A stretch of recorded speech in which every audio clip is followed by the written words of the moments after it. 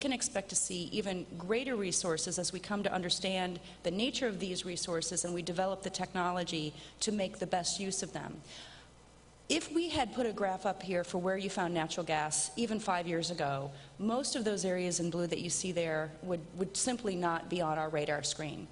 5 years ago, we were thinking about how we were going to site the import terminals that we were going to need to bring liquefied natural gas in from other nations, because we were on the verge of becoming a net importer of natural gas. What that would have meant was that for a large extent of our power sector, which depends on natural gas, we would have been dependent on other nations in the same way that we are profoundly dependent on other nations, and particularly some volatile and hostile nations, for the petroleum that we use. So this new resource, this new abundance, has literally changed the entire energy conversation in this country. And part of that conversation is about how do we make the best use of this for now and for the future, and part of that forward-looking vision must include a discussion of how this can help pave us a way towards a hydrogen reality.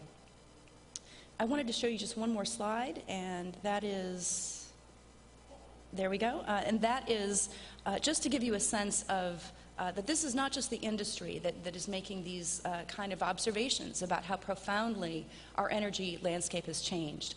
The U.S. Department of Energy's Energy Information Administration and the Potential Gas Committee, which is part of the University of Colorado, have both independently assessed these resources, and you can see over time, as our knowledge of the resource has improved, as the technology has improved, that there is a steady upward estimate of the extent of those resources.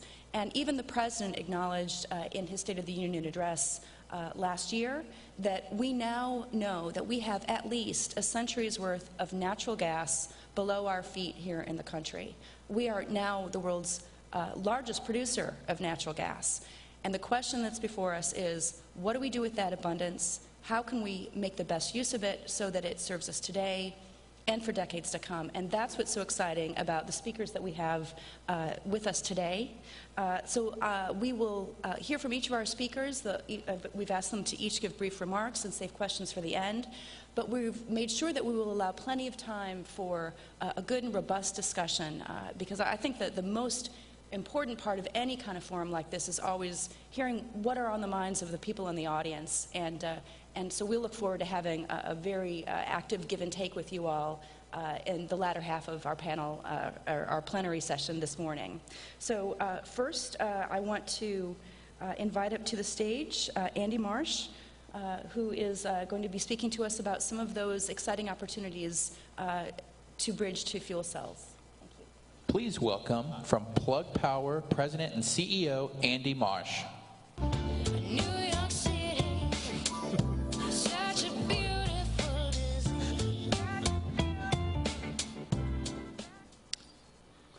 Good morning. I'm Andy Marsh. I'm the CEO of Plug Power. Let me see if I get these slides working right. Okay, so how do the slides work here? It'll come up. So, Plug Power, been around a long time, 15 years, and you kind of look at it, and we still are in Latham, New York. You know, we've survived a lot, and I think over the past 3-4 years, the key item is we've actually been found a market and are beginning to develop products for commercial applications. And when you look at PEM fuel cells, I think between the work we're doing in material handling, work folks like Ballard are doing in backup power, we're really beginning to develop some real markets and developing some real tractions with customers. And just to tell you a little bit about material handling, what we sell is not the sexiest market in the world, but it is a fleet vehicle market. And it's a fleet vehicle market that uses hydrogen. We put fuel cells in forklift trucks. And why would a customer do this? And I think it's important for us in the fuel cell industry, when we think about what we're doing, we end up thinking about what value there is for customers. And for our customers, it's very simple. Batteries in electric forklift trucks lose energy every 4 or 5 hours. They weigh 2,000 pounds. These batteries have to be removed out of the truck. It takes about 15 minutes. That's lost labor time. I was sitting up yesterday with Walmart in Cornwall, Canada, and they gave me the pitch because they believed in it and they see it already in their operations saving time. Batteries throughout a shift decline in speed. Fuel cells, we run at constant voltage, constant performance from day one to the end of their life. That's an advantage for our customers. We see productivity savings over 5 to 6% just in regular application transport. We also help them eliminate their battery rooms, which can take up to 6-7% of their space. Again, a big savings for our customers. And we've developed an impressive list of customers. I kind of focus on the big four: Walmart, Kroger, Cisco, P&G. We have folks like Lowe's. We have BMW in manufacturing. And through this, and I think this is something people don't know, we've been involved in the development of 33 fueling stations, all of them running from liquid hydrogen, all of them the primary source being natural gas. And we've learned some lessons as we've tried to sell a vehicle that's not a car, but a vehicle that's a forklift truck. I've learned a couple things, and I think it's the same challenges other people are facing. One, if you're not using a lot of fuel, it's very difficult to get a deal done because of the high cost of infrastructure. So when I see sites like the Walmart site up in Cornwall where they're using 200 kilograms a day, one can make a value proposition that makes sense because you can overcome the high cost of infrastructure. Another lesson, again, when you think about it, really applicable to cars, when you think about facilities which are brand new, which don't have battery infrastructure already, kind of like you don't have a gas station already, I can compete and go in and compete because I'm comparing the cost of a battery station versus the cost of the hydrogen station. And I think as we think about this market for hydrogen vehicles, one really has to think about how to bring down the cost of infrastructure. And it's our belief at Plug Power and that unless these fueling stations are using a great deal of fuel a day, it's going to be very, very difficult to make the economics work. And I think counting on government policy to move this industry, look, I think the industry's been counting on government policy for 15 years, and we really haven't made much progress. I think we have to think about how you can develop fueling stations and fueling assets that can be used by multiple applications. And when we think about fuel cells for forklift trucks, and I'm just throwing forklift trucks out now, but I think it could be a multiplicity of fleet vehicles. I think it could be backup power.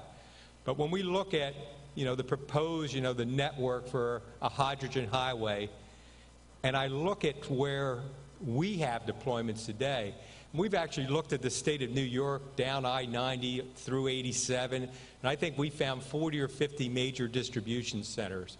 It's my belief that thinking about where there's distribution centers, where people are thinking about putting in fleet vehicles, that's where we should be thinking about putting in hydrogen fueling stations and finding a way for industries to help pay for the use of that equipment. And when I look at some basic economics, the variable cost of liquid hydrogen can vary anywhere from $5 to $7.50 a kilogram. It's the cost of the infrastructure, which is often over $1 million, that really is impacting the cost of deployments.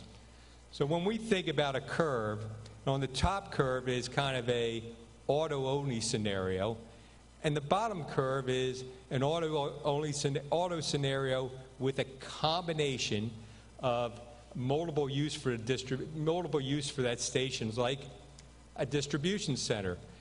People for early use, where you're using a station with 10, 12 kilograms a day, if you're coupling that with a fueling station for a forklift truck at 200 kilograms a day, one can start actually buying hydrogen profitably, at selling hydrogen at a profit at $10 to $12 a kilogram at low usage.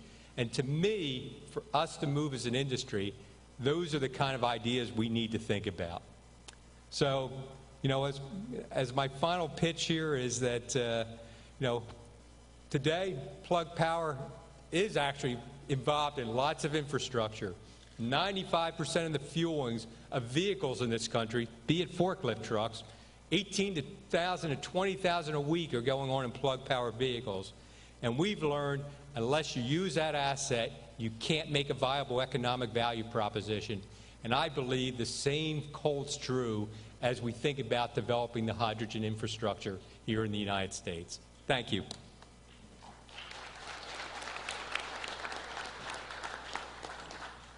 Thank you very much, Andy. And let me now welcome our next speaker, Kent McCord. TCU Power is a platinum sponsor for the 2012 Fuel Cell Seminar and Energy Exposition. From TC Power, please welcome Kent McCord.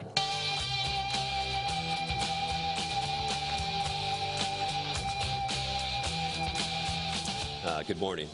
First, I'd like to thank Catherine and her organization for hosting this panel and allowing us to represent the stationary fuel cell industry. We feel there's a very natural partnership between the natural gas industry and the fuel cell industry, and together we have a compelling clean energy solution for America. So I want to talk a little bit about just how clean and green natural fuel cells can be. It starts with natural gas. We know that natural gas is the cleanest fossil fuel source, the lowest carbon content fossil fuel, about half the carbon content of coal, much lower than oil and petroleum products, and it burns very clean with very low emissions. But it is a fossil fuel, so we ask, well, how does it fit in the clean, green energy landscape? So if we compare our choices for electricity generation, let's compare fuel cell power generation to the U.S. utility grid. And in terms of carbon footprint, pounds of CO2 per megawatt hour, fuel cells have a lower carbon footprint than building new utility generation here in the U.S. Even fuel cells in electric-only mode can beat the utility grid. And when heat recovery is employed in combined heat and power applications, we can have a carbon footprint that is half of what the utility grid offers. So we can save carbon compared to the utility grid. But natural gas fuel cells do emit carbon. And so how do they compare with renewable sources such as solar and wind? Now, this graphic may be very counterintuitive to most of you, and you'll probably need to think about it. But what I'm here to tell you is that you can save more carbon emissions by installing a continuous duty natural gas fuel cell than you can save by installing an equivalently sized solar array or wind turbine. And what it comes down to is the capacity factor. The intermittent renewable sources generate far less power, and as a result can have a less carbon savings. I mean, there's no carbon emissions from a solar array, but with a 15 to 20% capacity factor, their effect is limited. Meanwhile, a continuous duty natural gas fuel cell is incrementally saving carbon compared to the grid 24/7, so it really does add up. So we can save, it really fits in a carbon savings, carbon reduction strategy. There are other environmental benefits, of course. We know that fuel cells are the cleanest continuous duty power source available, ultra low emissions. You all know this. The electrochemical process is nearly pollution-free. When you look at the hazardous air pollutants, NOx, SOx, CO, VOCs, particulate matter, natural gas fuel cells have a order of magnitude lower emissions, 50 times lower emissions of NOx versus the utility grid, almost 20 times lower emissions than advanced microturbines. Even adding advanced emissions reduction technologies to engines is still 10 times more emissions than fuel cells. So we can save air pollution, carbon, and more the world is concerned about our water resources. The U.S. utility power generation industry is the #2 consumer of water behind agriculture. For every megawatt hour of power generation, 450 gallons of fresh water are consumed. Most fuel cells, in contrast, require less than 1 gallon of water per megawatt hour. And that can really add up. Even a small 400 kilowatt installation can save over 10 million gallons of water over 10 years of operation. It's very significant.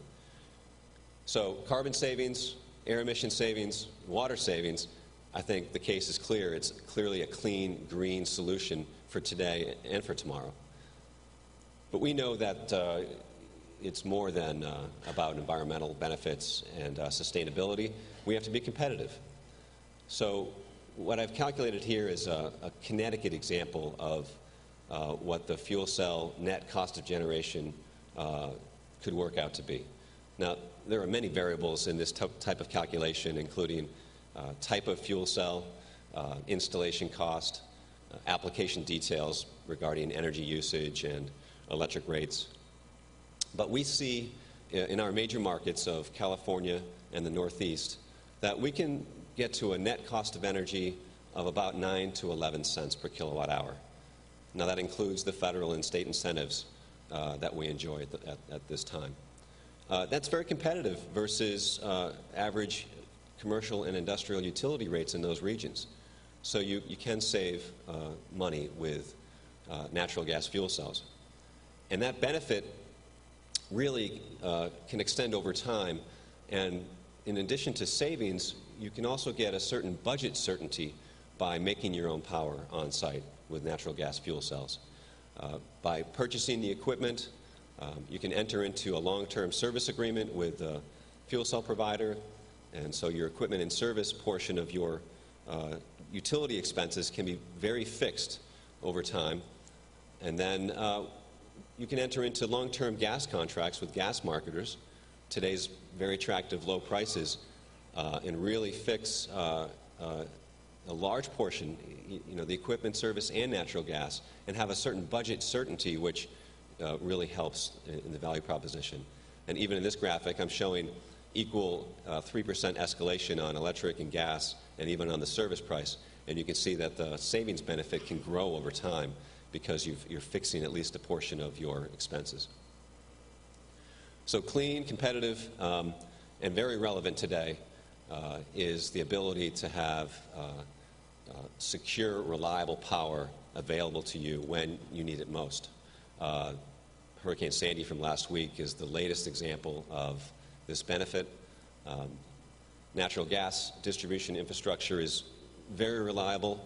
Often natural gas is available when the utility electric grid is out of power. And as long as natural gas is flowing and available, our fuel cells can make power. And just last week, we had 9 of our fuel cells in the Northeast continue to operate independent from the utility, serving critical facilities during a power outage. We had additional units that continued to run in grid connect mode where there was no power outage. So this is a real significant, relevant benefit of natural gas fuel cells today.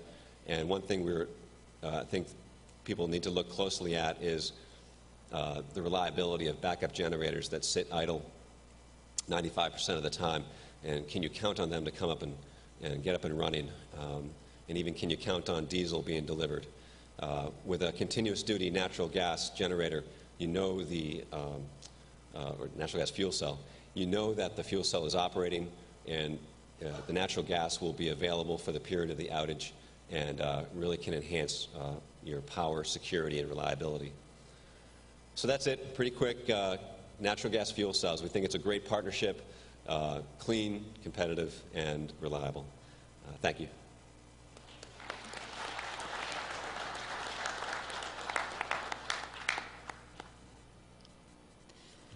Well, that was just terrific, Kent. Thank you so much. I think especially the graphic that showed just in the wake of Sandy how important that was really brings it home. Let me next introduce Jeff Reed with Southern California Gas, and let me also acknowledge that Jeff is one of the leaders involved in the work of our Drive initiative, very deeply engaged, of course, SoCal Gas, a real leader in R&D across the board relating to natural gas and innovative technologies. Jeff. Please welcome from Sempura Energy Utilities, Jeffrey Reed. On the dark desert highway, cool wind in my hair, warm smell of blue. Good morning. Thank you very much. It's a pleasure to be here. It reminds me a little bit, this is a true story. At my wedding, they played the wrong first dance song. It was like a country thing. So anyway, nice song there. So I'm going to talk today largely about transportation, but most of the things I have in this presentation apply in some respect to stationary as well. The Southern California Gas Company has been involved in fuel cell research for about 40 years, and more recently we've started to think more closely about synergies between the future hydrogen economy, whatever that looks like, and also between natural gas for transportation and hydrogen fuel cell vehicles. As you can see from the map here, if you're not aware of Sempra or Southern California Gas Company, Sempra Energy is our holding company, our parent, and we have a number of businesses under Sempra, two of which are California regulated utilities. One is San Diego Gas and Electric, you see in the bottom right corner there, and then the other is Southern California Gas. By area, we serve about a third of the state of California. By population, we serve about 60%. So before I start, one thing I'd like to say is in our company, as a matter of policy, we're not allowed to say bridge and natural gas in the same sentence. So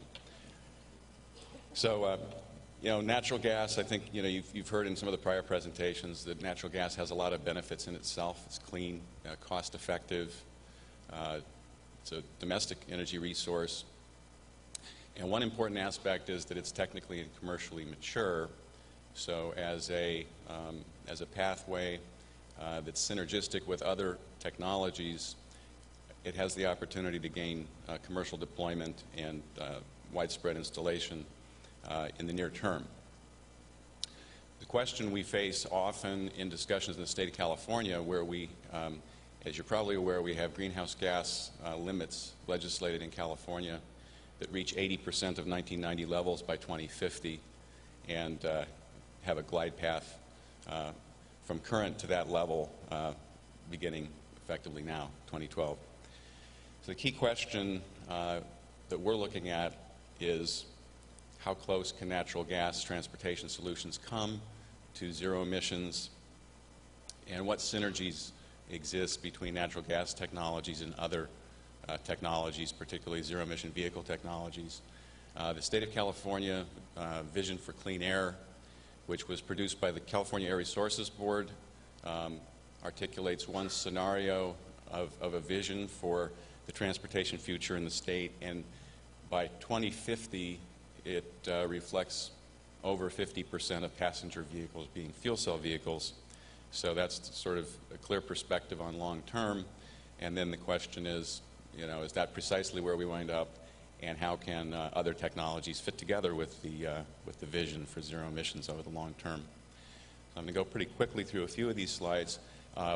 One key point, and this is a little bit specific to CNG, compressed natural gas vehicle technologies, and just making the point that in virtually any conference like this that one would attend and discuss CAFE standards and potential improvements in vehicle fuel economy and things like that, whether light duty or heavy duty, we like to point out that those same levels of benefit can be expected for compressed natural gas or liquefied natural gas technologies, in the sense that the internal combustion engine technology is shared between the two. And the next would be advanced after treatment. So when you look at levels of NOx, and of course fuel cells in themselves are extremely low NOx, but conventional engines with advanced aftertreatment can be possibly 90% less NOx than they are today. When it comes to carbon, hydrogen blending is an excellent potential for naturally lowering NOx, but if the hydrogen is renewable, of course, that reduces your carbon footprint, as well as biogas, which is more and more referred to these days as renewable natural gas, which is zero carbon natural gas, and some interesting work going on at the Department of Energy and elsewhere regarding pathways of taking solar energy with catalysts to split water to methane. So those are some of the carbon reducing. And then just my last item is that the peripheral items, if you think of it that way, the tanks, the storage, the compression, transportation, delivery, that part of the delivery chain all has emissions and carbon aspects to it, and that can be reduced over time too. That area and the zero carbon pathways are very strong areas of potential synergy between hydrogen technology development and natural gas technology development. So this makes a little bit the same point on technology advances. This curve, this figure was developed by the California Air Resources Board. The point being made here is that that list of items along the right that reflects all the different areas for technology advancement has a lot of commonality across technology groups. The top piece about engines and drivetrains is a bit unique to the particular technology and would be different for fuel cell, but when it comes to ultra lightweight, high strength materials, aerodynamics, rolling resistance, peripherals, all those things are common. And then relative to fuel cell vehicles and CNG, I think in general, you know, the industry participants working on those two areas, as well as the research establishment, need to look more carefully and more specifically at potential synergies, and we'll talk about a couple of those. Briefly on the path to 2050 goals, I think is sort of what I just said in the prior slides. If you start from a gasoline efficiency level, natural gas itself has a lower carbon footprint than gasoline or diesel, so you get a benefit there. Then on the efficiency, which is the single biggest piece, that would be from engine advancements, body, drivetrain, et cetera.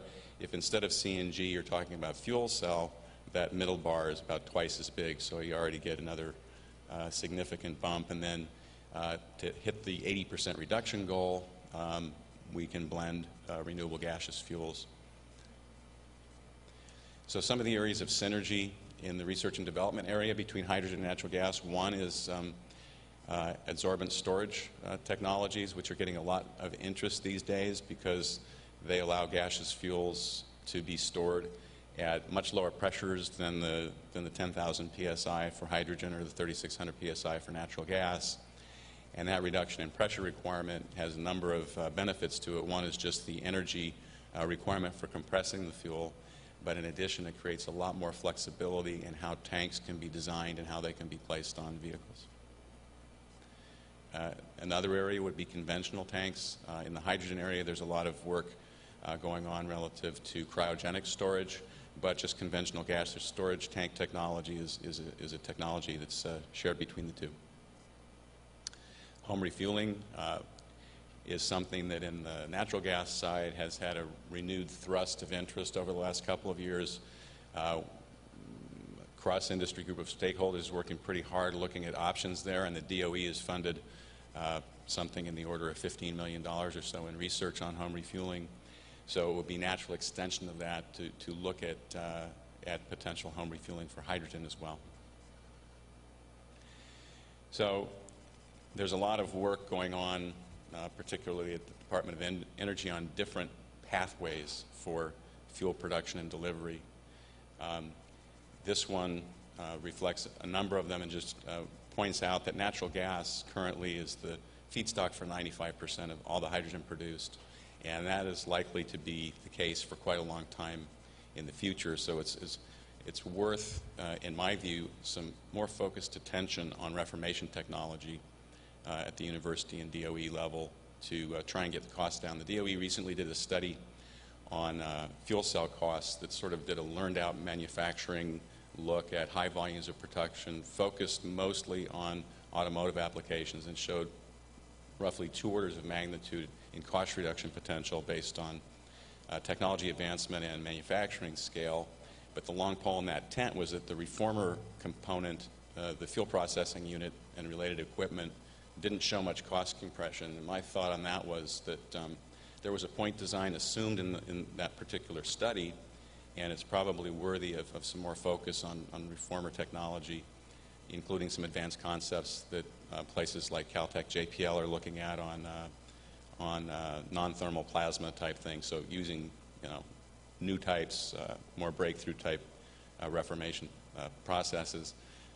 Then the other point on this is that some of the zero carbon cycles, solar, organic waste, energy crops, all of those have zero carbon pathways that can lead to methane, which could be used as renewable natural gas, but of course could then be reformed to create renewable hydrogen.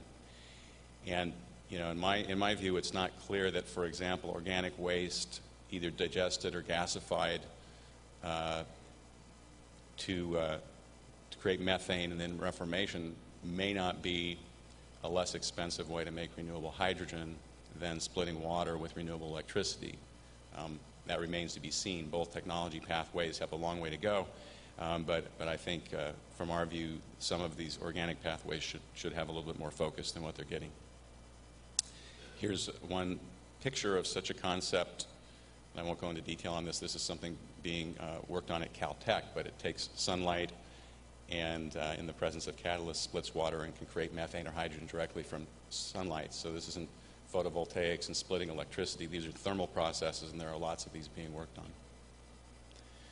on. So you might not be surprised to know that the Southern California Gas Company has an interest in ways in which we could use our existing natural gas infrastructure to support future vehicle fuel and stationary fuel cell pathways, whether CNG or hydrogen.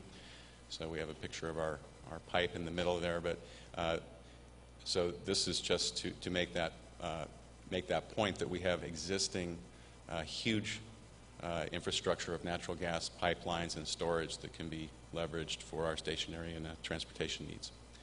So here's a concept that's gotten some discussion in some of the venues that I've been in, so I'm not going to talk about the energy balances and things for all of these, just to say here's an interesting concept that uses natural gas infrastructure and could, in the end, fuel either internal combustion engines with methane or fuel cell vehicles with hydrogen, depending on which path one wants to go.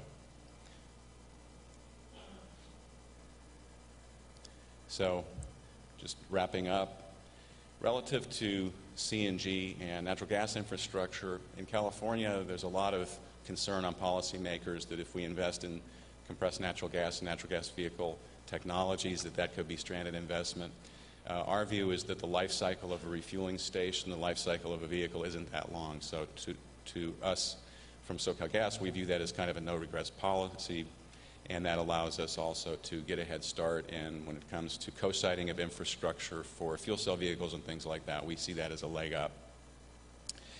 In addition, and finally, we think that we'd like to see additional focus on some of the areas of synergy between natural gas technologies and fuel cell vehicles, including the storage, which I've talked about, compression technology, use of existing infrastructure, renewable pathways that are common, co-location of infrastructure, and just the basic concepts of pipeline design, monitoring, and control, which are pretty well evolved in the natural gas industry.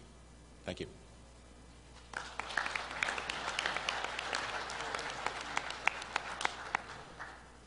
Thank you, Jeff, very much for a very informative presentation. And let me now introduce our final panelist, Steve Ellis. Steve is with Honda, which is an acknowledged leader in both hydrogen and natural gas vehicle technology. Steve, welcome. Please welcome from America Honda Motor Company, Steve Ellis. I put some new shoes on and suddenly everything's right. I said, hey, I put some new shoes on and everybody's smiling. It's so inviting. I was wondering what song I would be introduced with. So, thank you, Catherine, for having us here today. And as Catherine mentioned, we at Honda have put a stake in natural gas pretty strongly for quite a few years. As a matter of fact, I've had numerous business cards over the years, and in the alternative fuel vehicle department that I helped co-create, my first role was to launch our natural gas-powered Civic, the Civic GX at that time. So I'm going to touch on that a little bit this morning and then transition to our fuel cell vehicle, but really show, I think, the synergies and what's important at the hydrogen station level. So bear with me for those of you that have seen this slide many times. This is simply to say that at Honda, and especially in the auto industry, we understand what these environmental and societal goals are, the challenges that we face. I remind people from time to time that when the zero-emission vehicle mandate was first put in place, it had one sole driving reason, and that was smog emissions. So we didn't have gasoline vehicles even at the low-emission vehicle certification level at that time. So you can see that really it was a transitional phase for these technologies to address other issues such as climate change, greenhouse gas reduction, and then at one time it was really energy sustainability, but I think since events in the Gulf and of course 9/11, more emphasis on energy security.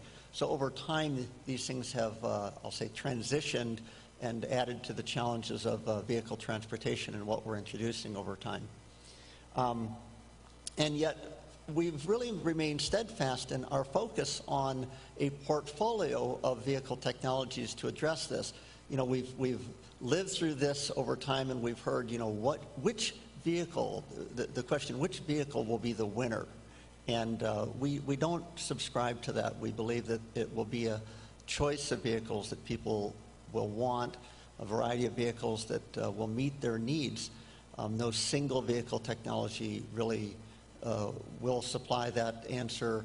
And when you think about it, why should we? I mean, we have a single fuel technology today for the most part, and that's part of the problem. So really, gas and electric hybrids, we've seen those transition over time. Plug-in hybrid electric vehicles, more of those are being introduced. Natural gas vehicle, we've stayed the course with our natural gas car. Battery electric vehicles are kind of, I call it phase 2. We're all watching that in the news and working hard to advance those. And then hydrogen fuel cell electric. And the synergies between those two are vast.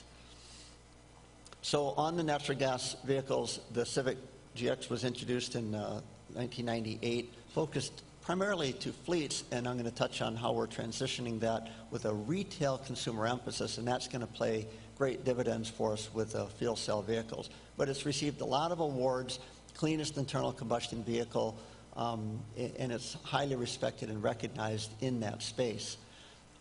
As this transition from fleet to retail has occurred, we've enhanced the vehicle with things like the intelligent multi-information display, where integration of Bluetooth telephone technology is now a given, with even iPod integration for the audio system, information such as real-time fuel economy, range remaining, even you can customize your wallpaper if you want to on it, and then there's different settings menus. The dash display shows fuel gauge very clear, and your, as I mentioned, real-time fuel economy. But one big change we made, and we actually pioneered this in our fuel cell vehicle, and now we've applied it to the natural gas Civic, which is the integration of the CNG station network into the navigation system. So with the voice-activated command, simply saying, find your CNG station, will pop these up with proximity to exactly where you're at. This example here shows when I did this, I took this photo actually back in Los Angeles, and I was going to speak in Oklahoma. So it shows the station network in Oklahoma as 1,193 miles away. Luckily, I didn't have to drive that distance that day. But this is important to consumers that, you know, we hear with electric vehicles, you know, range anxiety and concern, and people think about, well, you know, how do I get to that next station? So with battery electrics, the challenge there is the length of time for charging, but as we know, with the gaseous fuels, it's easily under 5 minutes. So it's actually more important to have easy access to the station network and know exactly where those stations are and feel confident, so you don't have either range anxiety or anxiety over where you will get your next tank of fuel. Okay, it's not advancing. There we go. Okay. And so this is just an example of some of the fleet applications. Here's a company that did a wrap of their vehicle to really show off the advances of that. And this is a photo, once again, that I actually took on the 405 freeway, where we ran a billboard ad to feature this fuel driving as the feedstock for our vehicles. As it says, the Civic, and we had adopted this new type of logo for the car, but using the blue flames of natural gas as the eyes in the word, and saying also available in natural gas. And this was important, again, to raise that awareness. And of course, we talk about domestic issues, so this car has always been made in the U.S. It was launched in Ohio at our East Liberty plant near Marysville, and now it's manufactured in Indiana. And my clicker's still not working right. There we go. So the reason I'm focusing on that is that effort put into our natural gas Civic has really played dividends as we introduced our fuel cell vehicle, the FCX Clarity. It gave us a lot of experience on the gaseous fuel side, storage, lots of things that I think we take for granted. Years ago, I coined this phrase, and I said, the drivers of natural gas vehicles today are apprentices for fuel cell vehicles tomorrow. And that has really proven to be the case. They are already trained on the differences in fueling the vehicle. They've become accustomed to the high-pressure gaseous storage on board the vehicle, crossing the hurdles of the question of safety and a limited infrastructure network. But even beyond that, our dealership network, the training that we've done with them on the natural gas vehicle also pays dividends for fuel cell. And even the salespeople on the showroom floor. Face it, they've never had to answer this question about safety as much with gasoline vehicles as they've had to do with gaseous fuel vehicles. And so that's a key part of this transition. So I think, I'm not going to feature the vehicle here so much, but it's very clear. This is a car. It gets extremely great fuel economy, EPA rated at 60 miles per kilogram, which is like 60 miles per gallon. Outstanding performance. It's a large vehicle, and I think that's the key, is it really shows the full function capability of fuel cells as applied to transportation. So when we think about how that's played out, we've delivered these to retail consumers. We have not focused on fleet with this vehicle, and training these customers to use the infrastructure, the hydrogen stations, has been easy because of that exercise with our natural gas vehicles. And even some of these customers had experience with NGVs prior to this. So to them, it was pretty easy. I'm going to talk about the station network. This is what it looks like in Southern California today. The green dots are the ones that our customers can access. And we also emphasize the importance of clusters of stations. When you think about how you fill your own gasoline car, it really shouldn't be so different. And then there was an award of stations, the red dots here, that are still developing. And the latest award from the state is represented by these blue dots. And you can quickly see how this network is shaping up, where in these clusters, where the population centers are, people will be easily within 5 to 10 minutes of a station. But we also have backup and redundancy because, again, we're at this early stage where there's still some teething issues and a station could be down, so they can't be put at risk. So you can see now how it expands these clusters from what were kind of tight circles to more oblong, and operation of the vehicles throughout the Southern California basin. So San Diego was not awarded. That's a destination that we're looking forward to. But now the utility of the vehicle is all the way up to Santa Barbara for weekend trips and things like that. And we're collaborating with the California Fuel Cell Partnership toward a network that's outlined in the roadmap for 68 stations. And I think many of you are very aware of that. So the look and feel of these stations, I'm going to feature this and then wrap up. This, for example, is the UC Irvine hydrogen station. This is supplied liquid hydrogen from SMR plant as supplied by Air Products. This is our customer, Karen Thorpe. She is a district attorney with the Los Angeles County. And she gets up every morning and commutes about 35 miles each way. And to her, this is very normal. This is just what she does. It's beyond kind of the lab coats and the science projects of the past. This is how she gets to work. And when she turns that key, it has to work for her. So it's happening. It's real today, even though it's in a small network. This is the Torrance Pipeline Station, we call it. It's supplied by a pipeline that runs right down the street in front of the station, and that's supplied from a hydrogen production plant, a SMR plant supplied by natural gas supplied by Sempra. And I asked the question, I said, you know, what's the take on this station if it's providing 100 kilograms a day compared to the amount of gas that's flowing through? And they kind of smiled and said, it's kind of a rounding error, Steve. It's not much. But it shows the possibility of utilizing this pipeline network as a supply right to the station. But once again, it's from a SMR plant. And this station was great because it was the first one supplying multiple dispensers at the two pressures, both 350 and 700 bar. So we had even redundancy right at the station. And one of the latest ones is this Shell station in Newport Beach. This has recently opened in the last 6 months. This one is similar in that it has multiple dispensers with both pressures, and it has independent control systems. So both this and the pipeline station will supply hydrogen simultaneous to up to 4 vehicles at a time, something, again, that did not occur in the previous stations, but we take for granted that it should. And this is hydrogen produced on-site using a steam methane reformer, once again, up to 100 kilograms per day, that also is scalable. So all 3 of these station examples are using natural gas as the feedstock, but in a different way. Delivered liquid hydrogen, supplied via a pipeline, and on-site SMR.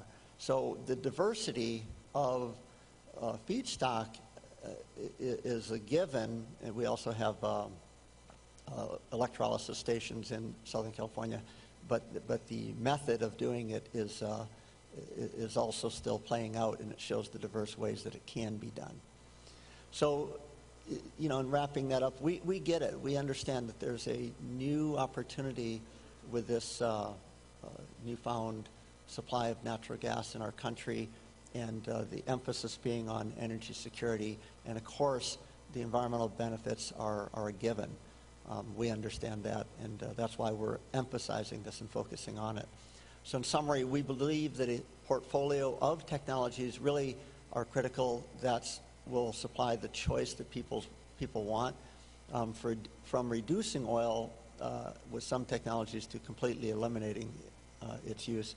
But all are contributing to smog reduction, and all have near zero smog emissions. Dedicated vehicles, of course, give us 100% oil displacement. Variations in electrification will continue, and that can include even with natural gas.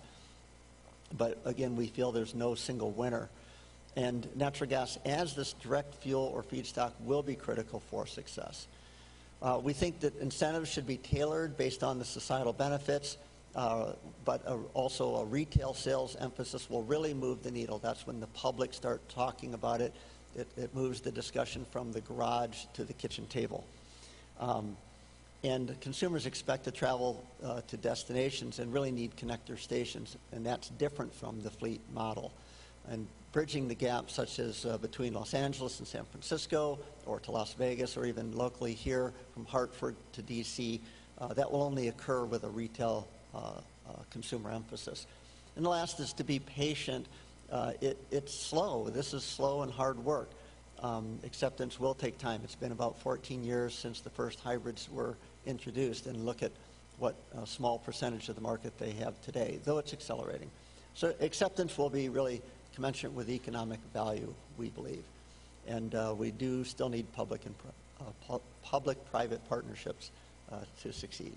So thank you very much, and we look forward to a spirited dialogue.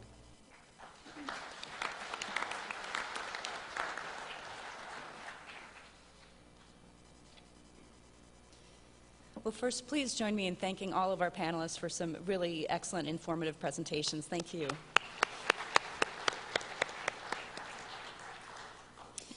So at this point, we do have about a half an hour left for discussion. I'd like to take the moderator's prerogative to kick it off with just a couple of questions to all of the gentlemen on the panel. And my first question for all of you is, we've spoken about the new energy landscape, and with that new abundance, natural gas prices are now low and stable compared to where they have been for many decades historically. So my first question is, as you've all talked about the use of natural gas as the predominant feedstock for hydrogen, are you seeing the impacts of the low, stable prices of natural gas affecting your markets, or is it the case that the markets are not quite waking up to that new reality yet? And it looks like Steve wants to kick us off. I'll kick us off here. Is that working? Yeah. So I think there's two sides to that. On one hand, I've been one to always say, look, this makes sense. It made sense 10 years ago. It makes sense today. No different based on this new supply and, of course, the pricing.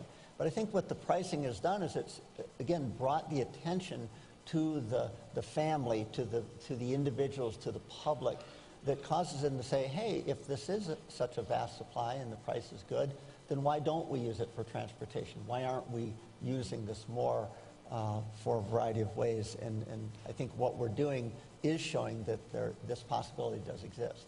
So the answer is yes, but at the same time I've said it made sense even before this time. Okay. Andy? I'll take a shot.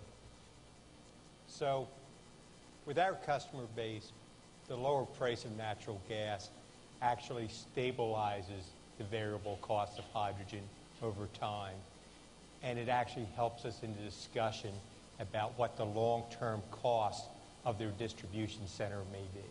So it does provide benefit to our customers. So, for that, 40, 50% of their energy costs associated with using hydrogen, knowing that price has a good chance to be the same or only gradually rise over the coming years, that does provide us benefit in the sales process. We can go right down the line. Jeff, you're up. To a certain extent, I look at it as much as we talk about the low-cost natural gas abundance and all that, it really has a lot to do with the relative price of gasoline and natural gas if we're talking about vehicle fuels. So natural gas currently is $3 per million BTU or so on a wholesale basis.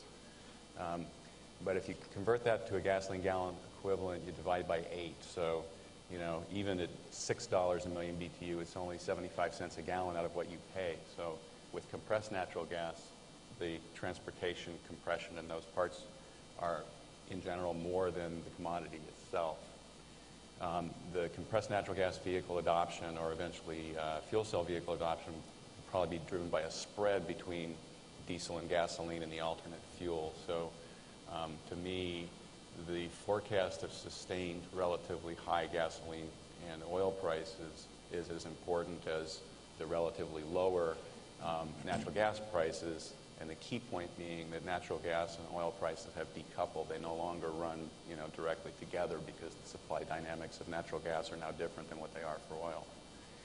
In some of the regions in Europe, Latin America, and Asia where natural gas vehicles have had wide adoption, the government has put in place policies to ensure $3 or so per gallon difference in price forever that people can depend on and make their decisions. Great. And Ken? Yeah, thank you.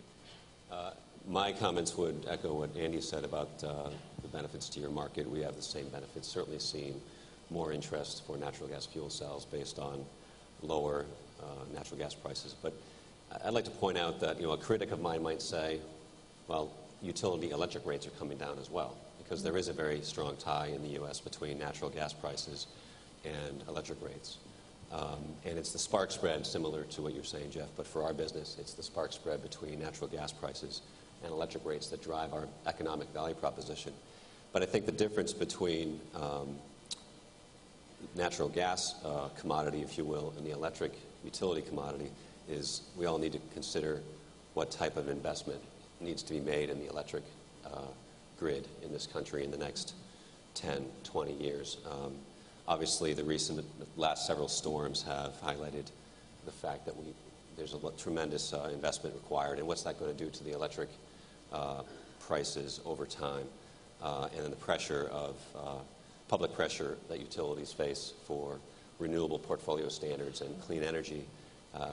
We feel that natural gas will be a more stable commodity, and that the macroeconomic pressures are such that the electric rates will have more upward pressure, that spark spread will continue to grow. So even though electric rates are coming down, I think the longer-term value proposition is stronger with switching essentially to natural gas. Great. Okay. Well, thank you. And let me also just invite, I think we have a microphone in the center for questions. Is that right? So if you have a question, you'd like to come up to the mic while we're going through my second moderator's question, please, you're very welcome to do so, and we'll look forward to your questions very much. Kent actually gave me a nice segue with the reference to infrastructure investment on the electric side. My second question for the panel is what can the natural gas industry do to help enable the fuel cell and hydrogen markets? Is it investments in infrastructure? And I'd be interested to know what particular kind of infrastructure would be helpful. And then also, are there issues concerning fuel quality where we need to be working together between our two communities, the natural gas industry and the fuel cell and hydrogen community? Any takers to kick us off on this one? All right, maybe we can just go right down the line again, Steve. Sure. Well, I think two things. One is, when you talk about natural gas today, clearly the public are very aware of the fracking issue. I mean, that is the technology that's brought us to this point.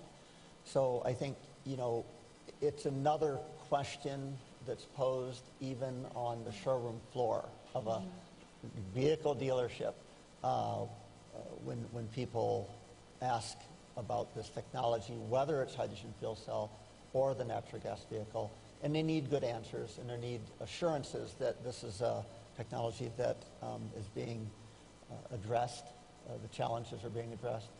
And I think there's a lot of good effort put into that. We see the television ads, but I think that has to continue. Yeah. Great. Andy, thank you. I'm going to say Steve stole my thunder in the fact that I do think it's a marketing issue. Okay. And I think any help, customers of mine really don't understand that hydrogen comes from natural gas. They also, I'm listening to Kent's presentation and the others, they really don't understand that natural gas to fuel cells are more efficient vehicles than just natural gas vehicles. And I think anything the natural gas industry can do to help promote the use of hydrogen and equate hydrogen and natural gas as part of our national security, as well as promoting a cleaner, greener environment, I think would be helpful. And on the policy side, I think anything that can convince governmental agencies that natural gas is the transition fuel. I don't belong to big companies, so I can say anything I want. Sure. That it is the bridge, it is the way to get to 2050, and I think that message needs to get out loud and clear. Okay, thank you very much. And Jeff, did you want to address this one? Sure. Well, one thing is, speaking from the perspective of a natural gas distribution company, for any form of distributed generation, getting hooked up to your utilities is going to be on your project critical path. For most fuel cell projects, the electric interconnection seems to be a concern, gas not so much so, but for CNG and eventually for reformed hydrogen refueling stations, getting connected to the gas grid will be one of the key project elements. So what we've done is established a pretty well-managed process that is available to our customers on exactly what needs to be done to get interconnected. So when, in the very, very early stages of the industry build-out, you may not see this, but as things begin to build momentum, those things like, convenient interconnection and rapid connection to the grid will be important.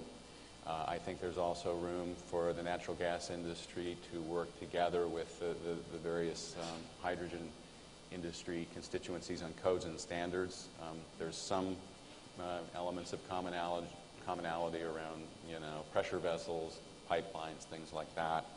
But also, it seems to me, although we haven't yet done the detailed analysis, but intend to kind of look at what potential cost synergies there can be on co-location of CNG and reformed hydrogen fueling stations, and there's codes and standards issues there in terms of setbacks and safety and things.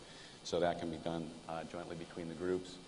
And then lastly, the policies for what utilities are authorized to do by their commissions regarding provision of infrastructure, whether it was, reformers or compression or whatever it may be, varies jurisdiction by jurisdiction as it's state regulated. But, our view is that gas utilities can play a role depending on policy. I mean, you talk about public-private partnerships.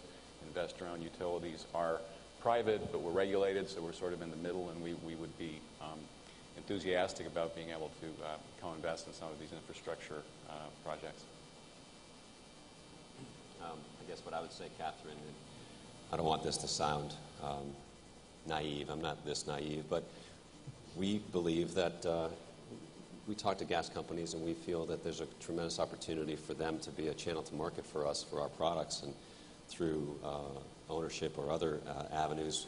It just appears that our large, steady volume of natural gas and kind of the ability to switch customers from one utility to another utility is a very strong business opportunity. And we understand there's lots of regulation and other factors in the gas industry, but taking a higher level approach above all of that, what we think could help us out most is for Jeff to place some large orders of equipment.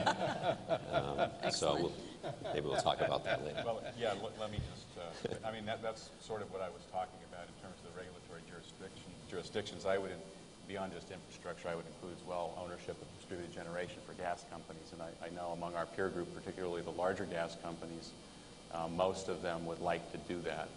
In each case, depending on their particular regulatory jurisdictions, the state commissions need to make a decision of, overall, is that supportive of competitive markets developing?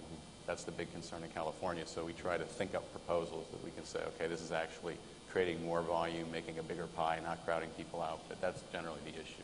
So perhaps our message is to the regulators in the states and with the industry, and I think, and that goes for the electric utilities as well. We feel that our market opportunities are somewhat limited by some of the regulatory rules that may have good reason to be there, but I think they need to be examined. Great. Well, thank you very much for that. And I think I have a question at the microphone. Yes, please go ahead. I do. Hi, my name is Gammy Maislin. And so we've heard we have enough natural gas in the States to hold us for about 100 years, which is really nice. And but I actually think 100 years isn't too long of a time period, and I'd like us to think strategically as a society, right, what happens past 100 years. And so I'm curious, what do you guys see our energy mix evolving to as we evolve past this windfall? I think the question was probably generally to the panel, to whoever would like to take it on. Jeff, do you want to address the question for us?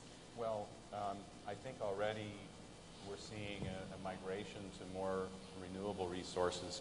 California and some other states have pushed forward.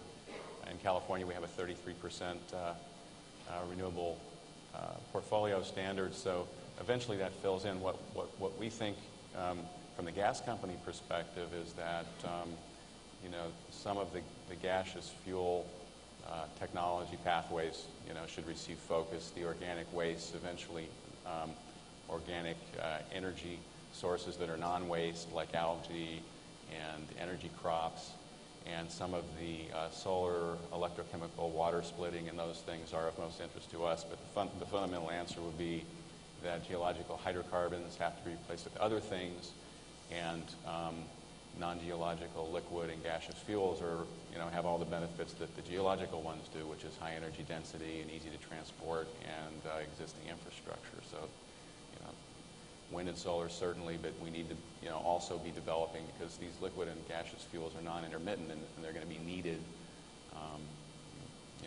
so. Steve. I think it's an excellent question, and one station I failed to feature is a methane station that is not supplied by methane from natural gas pipeline network, and I know Jeff touched on it in his slides, and that's the Orange County Sanitation District, a project with DOE and UC Irvine, and it's using waste treatment facility, waste that comes through the pipelines, and you can imagine all that stuff. I actually put my banana peels now down my trash in-sink grinder, knowing that I'm contributing to the future fuel of our customers' use. But in reality, they're filling at that station today. It's generating hydrogen from biomethane produced on-site at the sanitation district. I think it's fair to say it's a research project today, but I think what's really cool about it is it really does show the prospect for the future of a methane-sourced hydrogen that is renewable fuel. And it's not dependent on what's known as the fossil fuel conventional process of production. And I think the other part of that is everyone can quickly kind of bridge that gap and visualize that there's a lot of these sanitation districts all over the world, and specifically the United States. So the fact that it's happening today, I think, is a great proof statement toward what tomorrow can look like. Okay. Could I just And Kent. briefly on that? Oh. And make a point that Sure. that's precisely what we think is necessary. And there is a plant called Point Loma Wastewater Treatment Facility in San Diego. It's a big one, which is doing the same thing, but is cleaning the renewable natural gas and injecting it on the pipeline. So you don't need to drive to a wastewater treatment facility to fuel your vehicle in the future. So that's what part of our vision is, to have these feedstocks converted to methane and then used like any other gas. Let me build on that for a second. And Jeff, I'm glad you brought that up, because I know that has been a bit of a frustration, whether it's on the natural gas vehicle side or hydrogen as natural gas as a feedstock for hydrogen, is I think from a policy standpoint and regulatory side, do need that pathway cleared for bringing renewable methane into the pipeline network. Because as I've said years ago, I was quoted, this does for natural gas today what the first green electron did for electricity, what was it, 25, 35 years ago? And so you have to start somewhere. And so that, I think, will be a critical pathway for transportation to prove this renewable X, whether it's renewable fuel for CNG vehicles, renewable hydrogen. And I think Kent had some thoughts on this as well. Yeah, I think one of our key challenges as a society is that we demand electricity any time of the day, anywhere in the world. And so we're going to have to match up truly renewable energy systems and their intermittency and their lack of geographical flexibility with that demand. And I think hydrogen can be that storage media for us. And all of these technologies that we're talking about over 100 years, or maybe a bridge to a scenario where the local prime movers, if you will, making electricity are hydrogen fueled, but that hydrogen was generated from whether it's solar, wind, tidal, wave action, all those sorts of things. But there needs to be that storage, energy storage between the hydrogen generation and the hydrogen consumption. So I think that's where fuel cells in particular really fit that space. And as we're developing hydrogen distribution and storage solutions, I think that will just have to develop further, and so that hydrogen is the energy storage medium for us. Great, thank you. And we have another question. Sir, please go ahead. Alvin Feingold. Excuse me. I see that in our industry generally, the ups and downs. There's a line of people behind of us that have been standing since the beginning. So I just wanted to. Maybe we can just let this gentleman finish his question, and then we'll go back to the line behind him. Sir, please go ahead. All right, just a quick question. Generally, what drives our industry has been the cost of gasoline. How does the cost, especially the lower cost of natural gas now, relate to how far can I drive on a dollar's worth of gasoline relative to a dollar's worth of hydrogen or a dollar's worth of natural gas? How do those costs relate? Steve, do you want to give a try at that one? As the automaker on the panel. Sure. So I think Catherine touched on it earlier, as did others.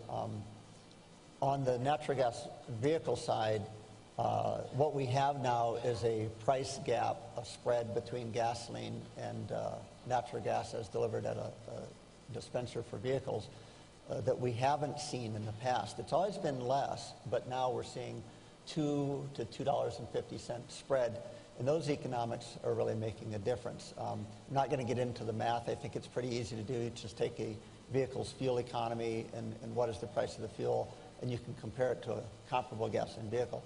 On the hydrogen side,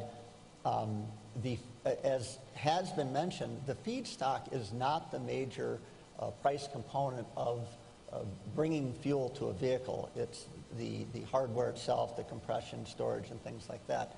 So the lower price does have an impact, but today we're not at that, let's say, mature rate where we're bringing enough hydrogen to vehicles to have a price that's really reflecting a volume. It's just not there yet. So, the price people pay for hydrogen for a vehicle today would be symbolic of, still in this research phase. But what's important is tomorrow, what will it be? And so equaling the price of gasoline in today's prices is fair because the vehicles are 2 to 3 times more efficient. Tomorrow, everyone bringing hydrogen to vehicle transportation says that it can be lower than gasoline. And of course, no one has the crystal ball to say, what will tomorrow's price of oil be? We don't know what that will be. Most people say it will be higher. So the math is easy to do. I'm not going to bring in those numbers, but simply put, CNG is less expensive than gasoline, and hydrogen maybe is equal today and will be less expensive tomorrow. Okay, yes. Next questioner, please. Yes. The co-location of hydrogen infrastructure with natural gas infrastructure sounds like a clear rollout strategy for the hydrogen infrastructure for vehicles. And in my mind, it begs the question, why not do onboard reforming? I think that pathway brings about the question of onboard reformation, especially on the range extender with either high-temperature PEM fuel cells or solid oxide fuel cells as an early stage for getting fuel cells on the road, and also for utilizing and rolling out infrastructure that could eventually become complete hydrogen infrastructure. Even with high-thane, maybe, it could even reduce the cost of the reformation inside the vehicle. So I wanted to understand, what are the thoughts of the industry players in this? And high-thane, of course, is a mixture of natural gas and hydrogen. Yes, Andy, do you want to speak to that? I can tell you, I don't have a car, but we did fuel cells and did some work with one of the major oil companies on doing reformers on board for a forklift truck. And it really came down to cost. That the cost of having, we were filling, again, about 200 kilograms a day. And the cost of putting on 200 forklift trucks, a special reformer, increased the cost of product so that it really was unaffordable by customers. And so the cost of having a more centralized system, either liquid hydrogen or natural gas reformation, was just lower cost than distributing it on board. And it really, I come from the telecom industry. It really kind of reminds me about how we were thinking about telecom networks and about developing more sophistication and putting all the intelligence at the home. And we actually found there it really made sense to put it into the neighborhood, serving 128, 256 houses. And I think the analogy's there. So I think reformer on boards, when it came to forklift trucks, was just an economic, no real value. And we spent a good deal of time and money on the effort. Yes, Steve. It's kind of this simple, 2 points. One, every vehicle would have a miniature onboard SMR reformer. We don't do that with oil today. Two is that if you think about SMR, steam, the S of it is water. So you'd have to also carry water on board and do this on board. And maybe the last thing, actually 3 points, would be you can't, the production of it would not meet the demand. So you're using it a lot faster than you could produce it on board. So it's kind of a no-starter. Okay, great. Thanks for that question. Oh, I'm sorry, Jeff, please. Yeah, I mean, in my slide discussion, I talked about the need for more focused research on reformation technology, and that would, I think that the industry has looked at onboard reformation. I was meeting with some people from Jet Propulsion Laboratory 2 weeks ago. We talked about this topic. I think GM looked at this. Their view was that it was not, a technical non-starter, but that, the industry's kind of taken a different pathway for different reasons that could be looked at. One of which would be possibly concern that, you might not be migrating toward a true renewable fuel path if you had, if you were saying, okay, we're going to use natural gas.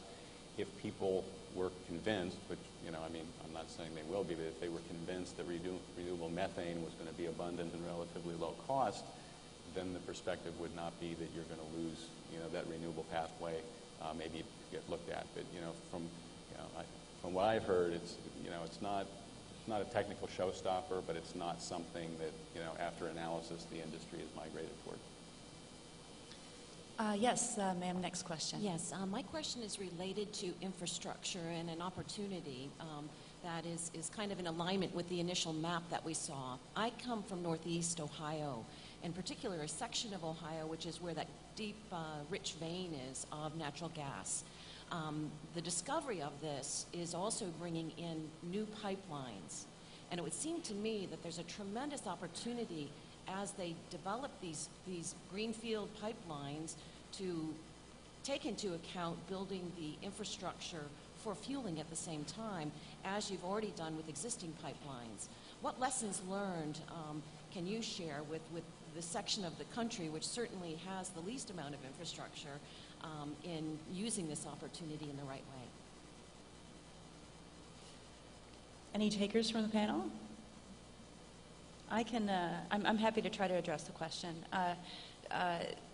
So I want to go back to some points that were made earlier that Jeff made, that it does come down to the local regulators. So those investments that you would be talking about, utilities potentially could have an important role.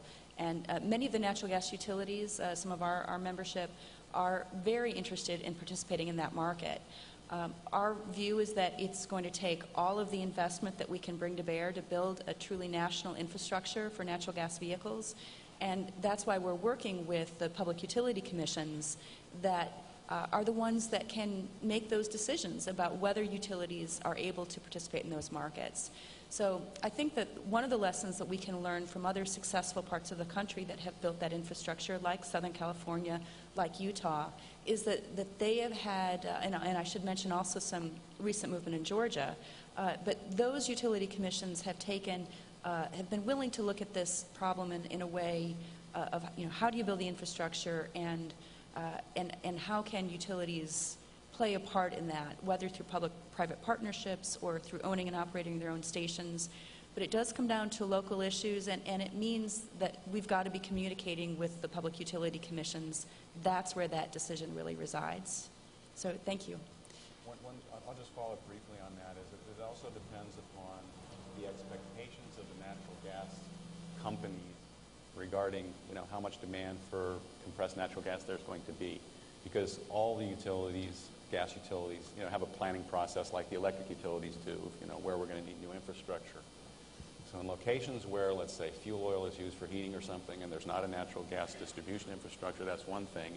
And in general, those gas utilities are very, willing and anxious to expand, to meet those demands, to expand their infrastructure. In Southern California, we're what I would call, fully built out. I mean, there's gas everywhere and so forth. So we pretty much don't have to add anything. People can put up a station almost anywhere. So, it depends on where you are in the country. And Steve. Sure. I thought about this after hearing the other answers. It reminded me of a very recent announcement that Air Products made about a hydrogen pipeline network that they've just added to in Texas. 600 miles of pipeline supplying various customers from 20 different production plants, and I think all of those are SMR. But the number that struck me was 1.2 billion cubic feet per day. So my mind got spinning, and I sent some emails around and said, how many vehicles could we fuel from that much hydrogen already being produced today, already being distributed through a pipeline network? And the answer was it was stunning. It was 6 million fuel cell vehicles, and that's using the math of our own vehicle at 60 miles per kilogram and an average daily drive of about 30 miles. So, you can slice it and dice it any way you want, but there's an impressive number initially, until you realize that there's 254 million vehicles in operation, passenger vehicles in operation today. So we have a ways to go, but in reality, when people say, well, fuel cell vehicles, where are you going to get the hydrogen? Well, there's another great answer, and it shows that it's real. It's there today. I think also, I'll credit Air Products with this, that there's this realization that even though there's a growth in vehicle units in operation and population, this transition toward fuel cell vehicles will displace use of oil, and hence the hydrogen currently being supplied to those refineries for producing cleaner gasoline today is simply displaced and then shifted over toward the actual vehicles themselves. So I think keeping in mind these synergies is important. Great, thank you. And we have time for just one more brief question. Sir, please go ahead. Thank you. So I've heard today how, the cheaper natural gas improves the case for fuel cells. And that is true because, they use natural gas in a distributed generation way, and therefore it makes them look better. However, I would argue that it makes the competition look even better, in the sense that the value proposition of a fuel cell is that it offers higher efficiency at a higher premium compared, let's say, with an internal combustion engine that uses natural gas. So in that sense, doesn't cheap natural gas make fuel cells look worse? Thank you. Kent, please. Sure. Certainly, lower cost natural gas helps competitive technologies as well, and in distributed generation. But I think the fuel cell value proposition stands on more than just the economics, and we talked about the environmental benefits and reliability and long-term life, things like that. I think what's more important for us is that, as you mentioned, Catherine, the stability, the long-term outlook for the stability of natural gas prices and the ability to enter into long-term contracts helps our industry. It may help competitive industries as well, and that's okay. But I don't think it hurts us in any way. It's really beneficial for us. Right, thank you very much. So before we conclude the session and give a final thank you to our speakers, I do have a few announcements to make for all attendees. The first is to remind everyone that lunch today will be on your own. Also, please remember that everyone is welcome to the poster session that will be held today from 4 to 6 in the exhibit hall. And at the same time, the Northeast Regional Transportation Initiative meeting will be held in Salon D3, and that's again from 4 to 6 p.m. Also, please, if you're able, join everyone for a reception at Margaritaville. That will be tonight from 6 to 9. You exit the doors near the ride and drive portion to the casino and then follow the signs. There'll be great food, open bar, fun music, and of course, really great company with all of your colleagues. And then finally, just to remind you that the Ride and Drive will feature 2 Toyota vehicles and 1 Hyundai vehicle, and will take place from 12 to 5:30. And that to reach that, you go through the far side showroom doors. So thank you again. It's been a pleasure to be part of this extraordinary conference, and just a terrific and insightful group of speakers. We're very privileged to have such a high caliber group of speakers here with us today. So please join me in thanking our speakers for being with us.